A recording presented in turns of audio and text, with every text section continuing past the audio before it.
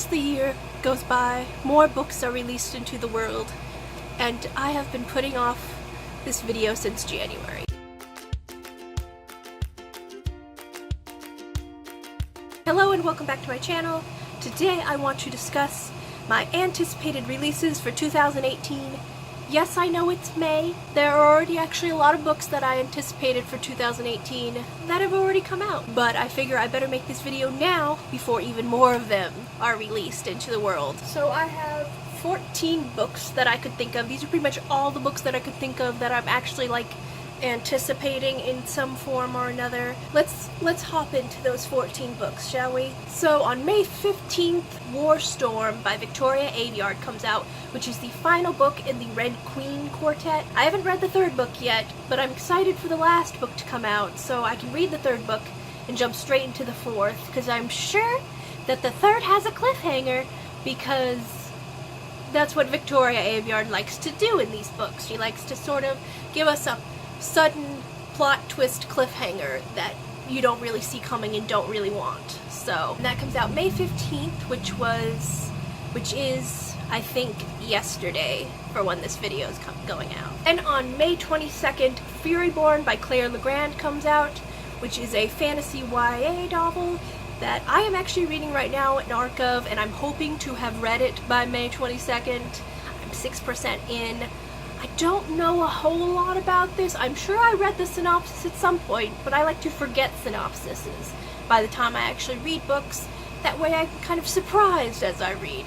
I believe we have 2 female protagonists, and word on the grapevine is that I saw on Twitter last night is that both girls are bisexual, which, if that's true, I am very excited, and this just bumped its way up my TBR. I mean, I'm already reading it, but now I am more excited to read it, so I'll let you know if that works out. And then my anticipated release list sort of skips over June entirely. Like, I'm sure books come out in June, they just aren't on this list, because July 10th we have Spinning Silver by Noami Novik.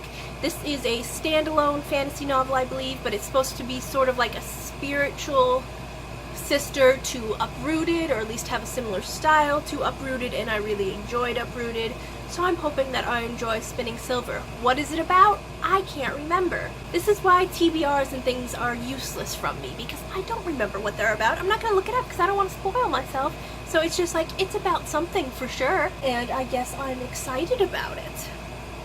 July 17th, we have Nyxia Unleashed by Scott Reintgan. This is the sequel to Nyxia, which I read an e-arc of last year and gave about 4 stars, and was about some kids that go to space to mine a magic space element. There's always a magic space element. There's always some sort of magic rock that they find on an alien planet and that they're going to take away from some aliens. I don't know if any of that was spoilers. I don't think it was. I think that's pretty much what it's about there. So this is the sequel book. I'm pretty excited to read this. I've already been denied an e-arc, but that's fine. That's fine. I'm still excited to read it when it comes out. One of my most anticipated books this year is These Rebel Waves by Sara Raasch, the author of the Snow Like Ashes trilogy, which I haven't finished reading, but These Rebel Waves, which is the first of the Stream Raiders series. I thought it was Steam Raiders at first for a long time. That's what I thought it was called, and I was way more excited when I thought there was going to be like airships, but no, it's regular ships, which is still cool. I'm just saying, you know, I could always use more steampunk books, but Stream is fine too. I'm still pumped about this because I think there might be pirates. I don't know, actually. I can't remember the actual synopsis. I can't remember synopsises to save my life.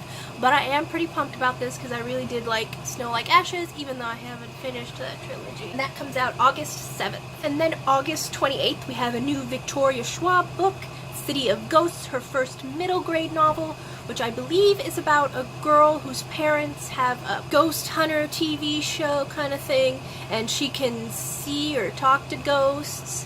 And I believe it takes place in Scotland. I don't know.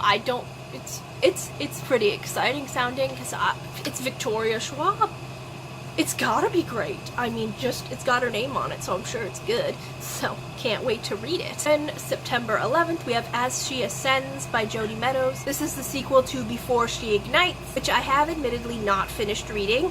Before She Ignites, I wasn't super into it, but I still want to finish reading it. It's not my favorite Jodi Meadows book so far, but I do like Jodi Meadows books a lot, and so I am excited for As She Ascends, even though I haven't finished Before She Ignites. I just hope to finish Before She Ignites before August 28th. Nope. Before September 11th, when As She Ascends come out. It's got a very nice cover, so there is that. Then we have 2 books coming out September 18th. First is Wildcard by Marie Lu. This is the sequel to Warcross. I think it's meant to be a duology. Warcross I enjoyed while reading it. Afterwards, I'm kind of like, was that as great as I thought it was? I don't know, but it was pretty good, and I'm excited to read the sequel. Warcross is about a girl who is a hacker who gets involved in a virtual reality game, and stuff happens from there. She's got rainbow hair. It's a whole thing. It's like near future. It's pretty neat. It could be a little neater, but it's pretty neat. Then also September 18th is another Rick Riordan Presents book, which is Stormrunner by Jennifer Cervantes, which is the Mayan take on mythology middle grade books, which I am pumped about. I believe it takes place in New Mexico, which is like right next door to Arizona, so I'm always pleased when the Southwest of the United States is featured in anything. I don't entirely remember the synopsis for this. I do know that it's about Mayan mythology. Is it Mayan or Maya? Because when I last read the synopsis, it said Maya instead of Mayan. Maya? But I am super excited to see more from Rick Riordan Presents. That imprint is gonna be good stuff, folks. Finally, we're on to October, where one of my most anticipated books is, which is The Lady's Guide to Petticoats and Piracy by Mackenzi Lee. This is the, like, companion sequel book to The Gentleman's Guide to Vice and Virtue, following Monty's younger sister Felicity, who I loved from the first book, and who I believe is asexual, so that's good. So that's coming out October 2nd. Also October 2nd is a Rick Riordan's book, and it's 9 from the 9 World, and it's apparently short stories about some Magnus Chase secondary characters while Magnus is off visiting his cousin Annabeth, is what the synopsis is telling me, and I am pumped for more in the Magnus Chase world, even if it doesn't sound like we'll see much Magnus Chase.